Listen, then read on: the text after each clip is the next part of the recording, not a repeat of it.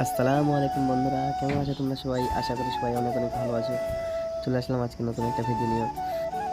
এখন যাব আমি আমাদের ধান মাড়াই করে নিয়ে আসা হয়েছে, সেগুলো শুকাতে দিয়েছি। তো সেই ধানগুলো আমরা এখন উঠাবো, বাবার সঙ্গে যাব ধানগুলো উঠে নিয়ে আসবো।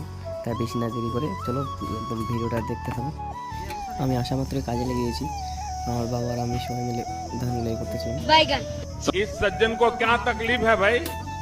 যাই হোক, আজকে আমি তোমাদের বলবো যে কীভাবে আমরা গ্রাম্য অঞ্চলের লোকেরা ধান মাড়াই করি, ধানগুলো শুকাই, আবার ধানগুলো জমা করে রেখে দিই, এই সম্পর্কে আমাদের কাছে জানাবো। যাই হোক, এখনকার সময় কৃষকদের আর ধান মাড়াই করতে তেমন খুব একটা অসুবিধা হয় না, কারণ এখন উন্নত প্রযুক্তির কারণে এখনকার লোকেরা সবাই গাড়ি দিয়ে ধান কেটে সঙ্গে সঙ্গে মাড়াই হয়ে যাচ্ছে। যাই হোক, আগেকার যুগের লোকেরা তখন তো গাড়ি আর ছিল না, তখন তারা নিজের হাতেই ধান কাটতো, ধান মাড়াই করতো। তো তখন কৃষকদের পরিশ্রম করতে হতো বেশি। তো এখনকার সময় কৃষকদের খুব একটা পরিশ্রম করতে হয় না, তারা গাড়ি দিয়ে ধান একবারে কেটে মারিয়ে একদম বাড়িতে পৌঁছে নিয়ে যায়। তো যাই হোক, আমরা ধানগুলো কেটে নিয়ে আসার পর ধানগুলো শুকাতে দিয়েছিলাম। এবার শুকানোর পরে আমরা বাবা বলতেছি, যাও চলো ধানগুলো নিয়ে আসতে হবে, এনে রেখে দেবো। যাই হোক, ধানটা কাঁচা অবস্থায় বিক্রি করলে ধানটা খুব একটা বেশি দাম পাওয়া যায় না, একটু দাম কম পাওয়া যায়।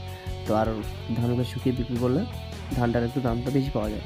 যাই হোক, আমরা ধানগুলো শুকিয়ে এখন রেখে দেবো, রেখে দেওয়ার পর তারপরে ঠিক সময় মতো যখন ধানের একটু দাম বাড়বে তখন সেই সময় ধানগুলো আমরা বিক্রি করে দেবো।